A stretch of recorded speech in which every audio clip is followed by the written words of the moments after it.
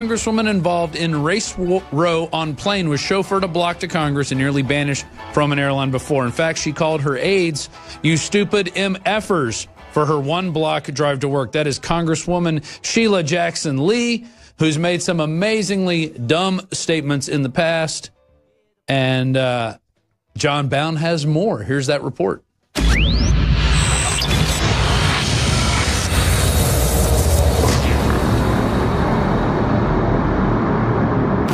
Texas Democratic Representative Sheila Jackson Lee has had a career loaded with grandstanding, half-truths, blanketed racism, and sheer hubris. And frankly, maybe I should offer a good thanks to the distinguished members of the majority, the Republicans, my chairman and others, for giving us an opportunity to have a deliberative constitutional discussion that reinforces the sanctity of this nation and how well it is that we have lasted some 400 years.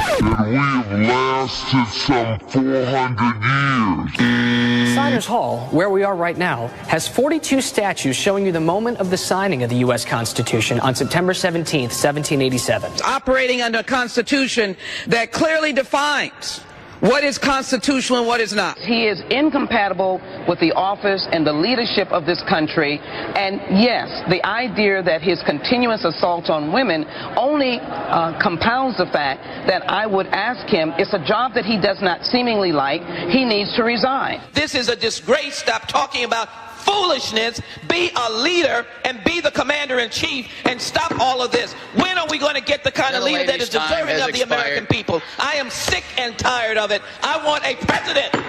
I do not want a person is no longer recognized. When people are dying, enough is enough. And don't harm my constituents because I'm calling on troops because they need help. I yield back.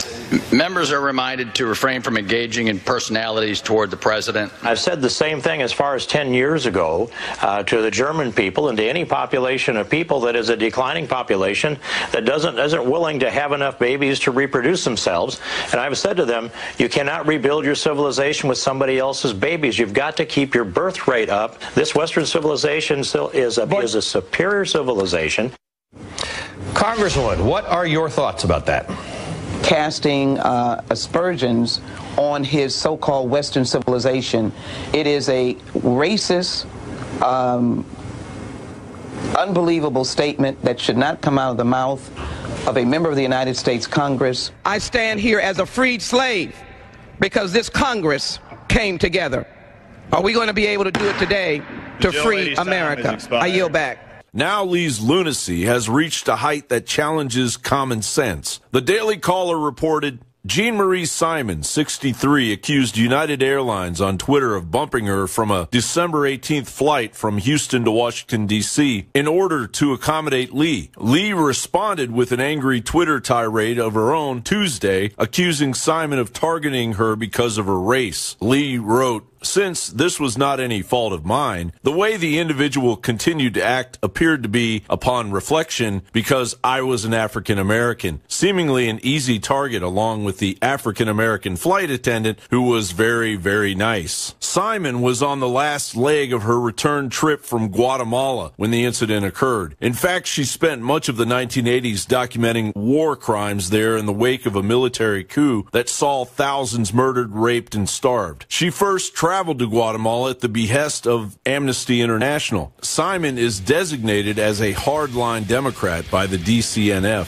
With all of this talk of white privilege, isn't Representative Sheila Jackson Lee's use of her ethnicity and her seat in Congress, even against a fellow hardline Democrat, an act of privilege? And if it isn't, how dare she not change her last name from Lee?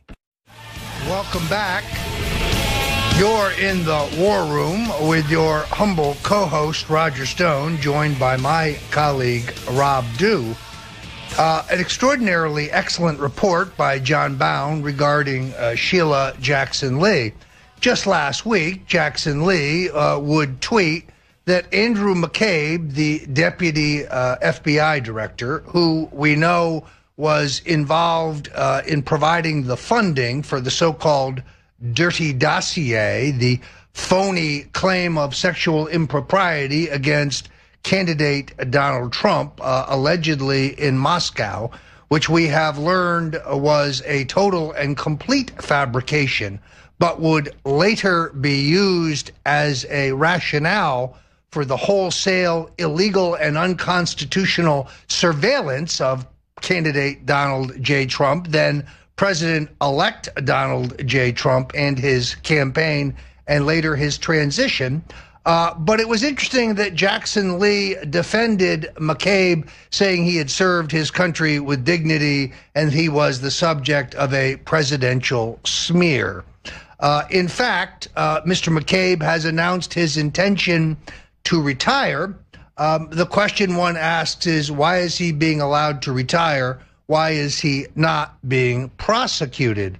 Rob, if the president would follow our advice here at InfoWars, he would direct his attorney general, Jeff Sessions, to utilize his authority to appoint a special counsel in the matter of Uranium One, which would address the crimes of Mr. McCabe. And of course, because there is no special counsel law in place, that special counsel would be free to look into the dossier and its various iterations.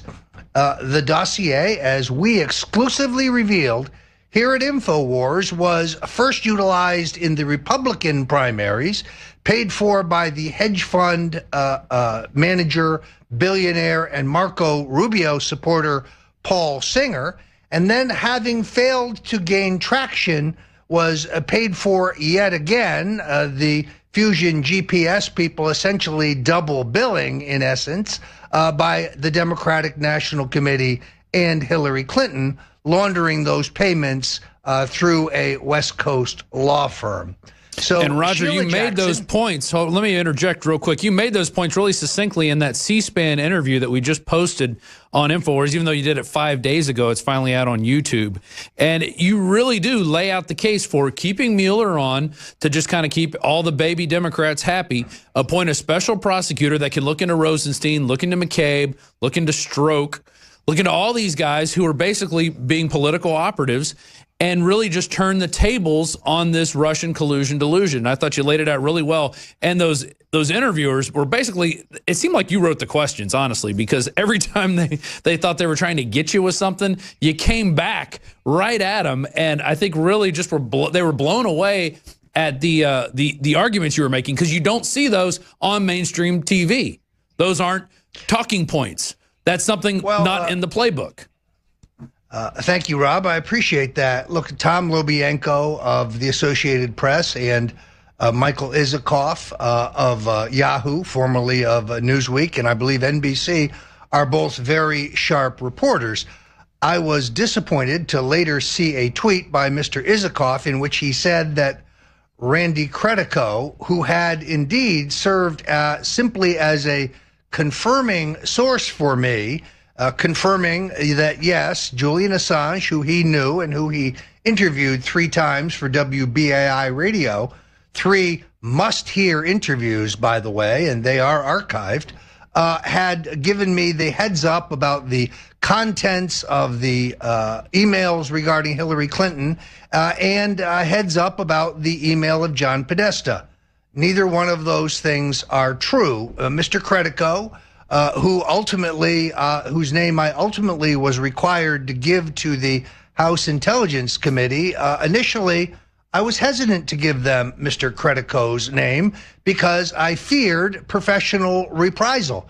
And in fact, Mr. Credico, who I think is a true critic of the deep state, not a supporter of Donald Trump, a supporter of Jill Stein, not a man of the right, a man of the left, but a man of enormous integrity, someone who I've worked with closely for drug law reform and prison reform, was never privy to the content or the source of the information. He simply confirmed for me something Julian Assange had said on July 21st of last year. Ergo, he had the goods on Hillary and he was going to publish them most likely in October. Credico confirmed that was true. Mr. Credico turned out to be accurate. the House Intelligence Committee, in an effort to conduct their witch hunt, sought to subpoena him, and he announced that he would plead the Fifth Amendment. But as far as that interview is concerned, and I think this is important, Mr. Isikoff stands corrected. I never received any information regarding the content or source, simply that Assange, who I consider to be a journalist, had the goods. But they had already decided that Credico was your ultimate source, and they were just going to run with that narrative. And they just, I think, wanted you to admit Randy Credico's name so they could say, oh, he admitted it, we got him. It was just one of these, and it wasn't even a gotcha moment, but they tried to turn it into a gotcha moment. Yeah, and look, I don't even deny that I was reluctant to turn over his name for two reasons. Right. One, I consider this a privileged conversation between journalists. I report for INFOWARS. He reported for BAI. He was merely a confirming source. And secondly, I feared that progressives would have reprisals against him. Indeed, Mr. Credico was terminated at WBAI, a great tragedy because I think that his was a freewheeling and independent and most entertaining radio show. Progressive listeners in New York are the lesser for his absence, but that is the vindictiveness of the progressive left. I also am one of those who does not believe that Twitter accidentally, temporarily took down the feed of Julian Assange. Rob, can you say dry run? Yeah, that's what happened with the president. Exactly what happened with the president. They were just seeing if they could do it, and then they come up with this cockamamie story of a contractor from a different country who did it on his way out the door just to see if it would happen, and total BS. This was something they were planning to see if they can do it, because when the purge happens, all voices of dissent will go silent, and that's when the roundups will begin. I mean, total agreement. You'll recall in the case of the president, they took his Twitter feed down for 11 minutes, blaming some disgruntled employee who did it on his way out the door. Right. Nonsense. Nonsense. Yeah, total BS. Now, Roger, I would like to get into, we got into your interview. We just had some breaking news come out. Romanian hackers took over D.C. surveillance cameras just before presidential inauguration, federal prosecutors say. And then this from the New York Times, Trump the insurgent breaks with 70 years of American foreign policy. So this has to have the globalists shaking in their boots. I've also got CNBC director accused of spying on teen with hidden bathroom camera. And universities face the Me Too movement over sexual harassment. So the Me Too movement is now moving into other areas. And now I think some of these cases are getting a little ridiculous. This one lady that took her 10 years to talk about a professor who made comments about her weight and talking about sex. But it took her 10 years to come out with that. At some point, we have to have a timeout for some of these people and just say, really? Really? Is this what we're going to spend our time and money on? But we also spend our time and millions of dollars on the Russian collusion delusion. So I'm not surprised that we are spending our time and money talking about this. We're back in less than 4 minutes. Hold on, Roger. We're going to break. 20 seconds left. Don't forget, you can watch us on the free stream, Infowars.com/show. You're watching The War Room. I'm Rob Dew. We got Roger Stone. Stay tuned. We got a whole hour coming up. Welcome back to The War Room with your co-hosts Roger Stone and Rob Dew. Rob, I want to go back to one of the news items you raised today, and that regards the Romanians hacking into the system to control the security cameras during the presidential inauguration. I visited Romania, as you know, several months ago to meet with opponents of the deep state there. It's important to note that the intelligence services in Romania, which they refer to locally as the secret services, and their broad anti-corruption apparatus is largely and heavily controlled by George Soros and his allies. The United States Embassy in Bucharest is controlled by George Soros. I have seen with my own eyes that they have refused to put up the official portrait of the President of the United States in the U.S. Embassy in Bucharest. The Romanian secret services are analogous to our own deep state, and they were heavily invested in the election of Hillary Clinton. Now, here's the newsworthy part. FBI Director James Comey made several mysterious trips to Romania prior to this hacking.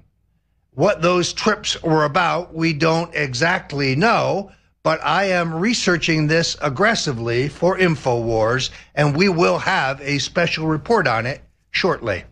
Well, that's very interesting. Right now, it lists the names of two of the people who were arrested in Romania. Mihai Izvanka and Evelyn Kismaru were arrested in Romania earlier this month, along with 3 other Romanian hackers who will face prosecution in Europe. The U.S. charges filed under a seal of December 11th were first reported by CNN. So they face up to 20 years in prison if convicted, and essentially they took over 123 of the department's 187 outdoor surveillance cameras, leaving them unable to record for several days, which, if somebody was planning something like planning a bomb or anything like that, any type of malfeasance during the lead up to the inauguration, they would not have been able to utilize those surveillance cameras during that time period. So it'll be interesting to see who they were in contact with, if anyone, from the United States. Like you mentioned, seems like James Comey made a trip there right before this happened. That is very interesting. Very interesting to a man who runs around quoting Bible verses on Twitter now. I would suggest to you that the people arrested are patsies, that they are people being utilized by the secret services there, and we need to dig into what Mr. Comey was doing in Romania. I believe that he makes more than one trip during the Obama presidency, but the purposes of those trips are undisclosed. Rob, this just in from The Hill. A tweet by Hillary Clinton says that it's crazy to believe that the FBI is out to get Donald Trump. Now, this comes from a woman who writes in her book, What Happened, that Roger Stone is a bizarre character. I'm bizarre? This is a woman who mothers a daughter with Webster Hubble and claims that it's Bill's daughter. This is a woman who banishes Bill's legitimate, natural-born son, Danny Williams. This is a woman who lies repeatedly about her email. This is a woman whose crimes are exposed days before the election in a score of hundreds of thousands of emails in the possession of Huma Abedin. Who's crazy Hillary? You're crazy Hillary. And when it comes to her shrewd powers of observation, I put her up there with Ray Charles and Stevie Wonder. You would have to be an imbecile not to see the rank partisanship of the FBI, the activities of Peter Strzok, and the naked partisanship of the Get Trump squad as organized under Mr. Mueller and as conducted by Mr. Comey and Mr. McCabe. That is exactly true. And if you look at her book, that's all she does is blame the FBI. So the FBI was totally against her, even though we have texts from Peter Strzok talking about insurance policies that they have to have in case Trump gets in. You know, like if you die before you're 40, I believe, as the text read, as he was texting his lover. So that is very, very interesting that now Hillary Clinton is back from out of the woods. I guess she's done hiking, and now she's talking. There it is. Wall Street Journal, Russian investigation was insurance policy mentioned in Strzok texts. There it is right there. You can read the whole article on INFOWARS.com. And from the Wall Street Journal, not from an alt-right publication, but from a bona fide mainstream media outlet. Look, Hillary Clinton's notion that the FBI was against her is hard to square with the fact that it was Peter Strzok who changed the language in their final report regarding her illegal email server so that she could evade prosecution, changing it from to carelessness from criminal negligence, in essence. So, yes, there was an FBI bias. Hillary's right about that. That bias was for Hillary Clinton and against Donald Trump. And the overwhelming evidence demonstrates that that is the case. Speaking of evidence, I have the lawsuit that Roy Moore filed, which it seems like the judge has thrown it out, and they are going to just anoint Doug Jones as the senator. But going through this, he definitely has a case. He's got signed affidavits in here from computer experts who looked over the anomalies. They list the anomalies. I'm going to go all over them in the next hour, where you can just see that 13,000 votes were given to Doug Jones, taken from Roy Moore, a 26,000 vote swing, which would have put Moore in the victor's chair. And I want to go to this article, Roger. This is also on the Drudge Report right now. Trump the insurgent breaks with 70 years of American foreign policy. It first starts talking about how he walked through NATO headquarters and was bitching that it was all glass and that it must have cost a fortune to build. That is basically what NATO has done. All right, NATO is this group, and that's not if you talk about the bombings that they did back in the 70s and 80s to kind of foment fake terrorism in Italy and other places. But he talks about that and how he was mad about that, and that steamed him. Also, he has broken with decades of American policy in the Middle East by recognizing Jerusalem as the capital of Israel. Now, Trump tweeted out video of all the presidents in the last 25 years saying, hey, I think I'm going to make Jerusalem the capital of Israel. We're going to do that. We're going to make that change. Yet they never did it. And then Trump said it, and then he did it. And the New York Times is obviously pissed about that. It's extraordinary because it shows the difference between Donald Trump and these other career politicians. Mm-hmm. It has always been in the Republican platforms. It was pledged by Republican president after Republican president. But Donald Trump is a man who does what he says and says what he will do. He pulls no punches. This was a courageous act. And it appears that all right, we're going to break. Roger, I'll let you finish up on the... Welcome back to the War Room. I'm your host, Roger Stone, with my colleague, Rob Dew. Rob, a stunning new development. As you know, the Project for Democracy, a Barack Obama-blessed group, is suing Donald Trump and I in the federal courts in the District of Columbia in essentially what is a harassment lawsuit, an entirely bogus suit, which claims that Trump and I worked together with the Russians to hack the Democratic National Committee and deliver their email to WikiLeaks. They, of course, offer no evidence or proof whatsoever. How could they? None of this ever really happened. But now, joining as a new lead counsel in the case is a woman named Ann Hardin Tyndall. Now, Ms. Tyndall's joining the case is interesting from a number of points of view. First of all, she comes from the Consumer Finance Board headed by Richard Cordray that was created under the Dodd-Frank legislation. This is, of course, the runaway federal agency that was being used essentially to harass businesses that had no congressional or executive oversight. The president, when Mr. Cordray resigned, appointed his OMB director, the Michael Mulvaney, while those who worked at the CFPB insisted that the authority flowed not from the president to appoint a new director, but to Mr. Cordray's deputy. This is a fight we have covered here at INFOWARS. But here's what's interesting about Ann Hardin Tyndall. She comes from the law firm of Wilmer Hale. Wilmer Hale is the law firm of Robert Mueller. It is Wilmer Hale who enters into an agreement with the Justice Department waiving any conflicts in the Russian collusion investigation. This is a waiver that the Justice Department refuses to make public. So to sum this up, Rob, a hit woman from Mr. Mueller's law firm has now joined the plaintiff's table in the bogus lawsuit against Roger Stone and Donald Trump. Just the motion to dismiss this bogus law firm cost me personally $150,000 in legal fees.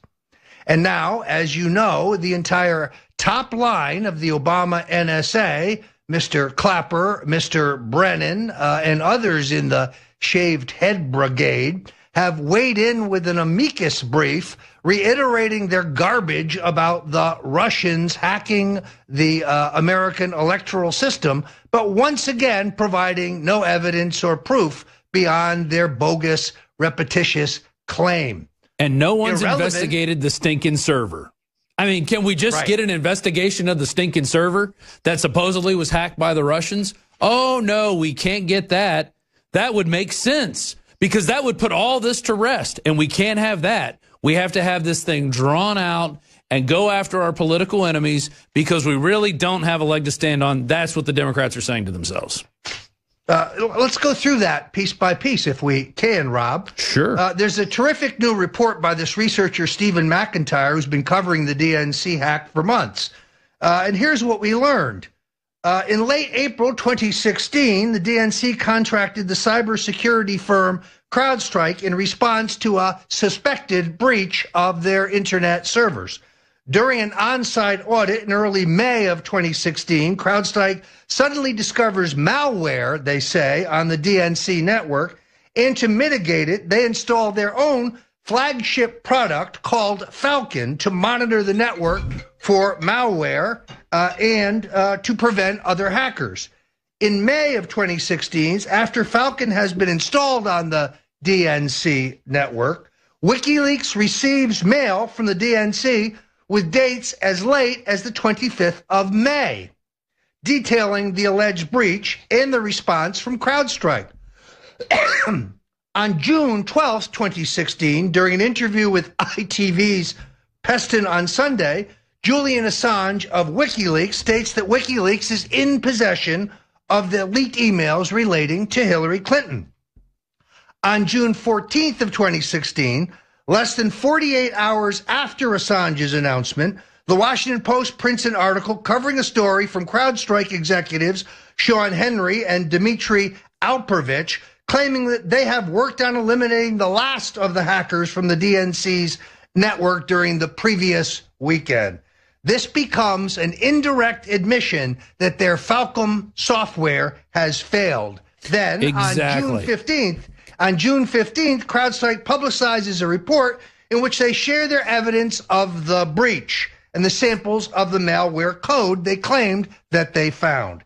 It's important to note that the malware has nothing to do with email or their email servers, and to date, CrowdStrike has not demonstrated how such malware relayed, forwarded, or accessed the DNC email. The whole Russians did it narrative was started by CrowdStrike when they reported supposedly that Russian malware known as Cozy Bear and Fancy Bear were examples put forward, supposedly malware which had invaded the DNC system. Here's their big mistake as discovered by Mr. McIntyre. Their malware programs were compiled after CrowdStrike installed their software on the DNC servers. To remind you, the act of compiling a program is the process where the programming code typed in by the developers converted into an executable software package that can be run on a computer. It's a conscious act by the developer which requires precise actions to complete. By releasing samples of the viruses with the compiling dates, we can be certain that there were no malware by the Russians in the DNC network. And this, Rob, is why the Democratic National Committee would never allow the FBI to examine their servers. It is most likely that their servers were never hacked. And people like Adam Schiff know this is the case because during your testimony, they admitted that some of these people had seen the servers. They had seen reports of them, but people like Trey Gowdy had not, and he stormed out of your testimony fuming. Well, in fact, Mr. Comey and the Homeland Security Secretary, Jed Johnson, both sat in the exact same chair in which I sat and gave testimony, and claimed that the FBI had never been allowed to examine the servers. Yet Adam Schiff and Congresswoman Jackie Speier, that rhymes with liar, claimed alternatively that that was not the case. We still don't know the truth of this, but I am one who believes with William Binney, with Ray McGovern and others, that it is likely that the DNC was never hacked at all. It is likely that the purloined material was downloaded to a zip drive or a thumb drive or some other portable device and taken out the back door, most likely, unfortunately for him, by Seth Rich. May he rest in peace. And we had a caller yesterday who was claiming, he didn't offer any proof, but he was claiming that Seth Rich brought this information to Donna Brazile about what the DNC was doing, trying to subvert Bernie in favor of Hillary and anoint Hillary. And she may have been the one that gave him the okay to do what he did. But by doing that, she inadvertently got him killed, which is why she's running around saying, oh, he felt like he was my baby. I had to bury my baby. So there it is. Donna Brazile said she feared for her life after Seth Rich was killed. Maybe she thought they were going to come after her next. We'll be right back. Final segment with Roger Stone just around the corner. Thank you for watching us here at the War Room. I'm Rob Dew. That's Roger Stone. INFOWARS.com/show is the free stream to send to everybody you know. Welcome back to the War Room. I'm your co-host, Roger Stone. Speaking of Stevie Wonder, that's the man himself. Rob, there's an extraordinary controversy going on in which Joy Villa, the singer, who made waves by appearing at the Grammys wearing a Make America Great dress, has claimed that Corey Lewandowski, who was discharged as Donald Trump's campaign manager, came up to her at a private party at the Trump Hotel in D.C. and slapped her on the rump. When she asked him to stop, he evidently, according to her, slapped her again and said, I think she said, stop that or I'll file a sexual harassment complaint, to which he responded, go ahead, I'm in the private sector, whereupon, according to Villa, he smacked her again. Now, I'm a believer in due process, and Ms. Villa has said to the media that she has two witnesses and there is security camera video. Now, let me be very clear. Joy Villa is a friend of mine. She's someone I like. Some have criticized her because she supported Bernie Sanders early in the campaign, coming later to Donald Trump. Let me point out that 3 out of 10 Sanders supporters supported Donald Trump. Without them, his victory would be impossible. Now, Joe Biggs, formerly of INFOWARS, also a friend of mine, comes forward to defend Lewandowski. Now, let's let the process take its course. I believe in due process. The D.C. Metropolitan Police are conducting their investigation into Miss Villa's formal complaint. A video has now surfaced on the internet of Miss Villa at a private party among conservatives, where she is horsing around with a group of friends and someone smacks her on the bottom. I see a distinct difference between consensual horseplay among friends, who are, in this case, you can see in the video, goofing around, and what would be, under the laws of the District of Columbia, sexual assault from a stranger. Let's let the process take its course, but it would be my preference to see how the matter plays out before jumping to any conclusion. I myself would point out that Mr. Lewandowski was previously accused of manhandling a woman, an incident that I write in my book, The Making of the President 2016, almost derailed the Trump campaign because the presidential candidate got off of the large themes of job creation and corruption and making America great again, and had to defend the actions of Mr. Lewandowski. It is also, in all fairness, key to note that no charges were pursued in that particular matter in which Mr. Lewandowski was accused of grabbing and manhandling a woman reporter, Michelle Fields, during a scrum. So that is the latest. This is a story we will be following. A note of full disclosure, to be absolutely clear. There are media reports that I am a paid consultant or an advisor to a congressional campaign by Miss Villa. That is not the case. She is a friend. Any advice I have given her has been completely voluntary, but I have no formal or paid role in her campaign, and she is not today an announced candidate for Congress. So, Roger, I was sent this video last night, and I could have put it out on Twitter. Personally, this is turning into a, what do we call it?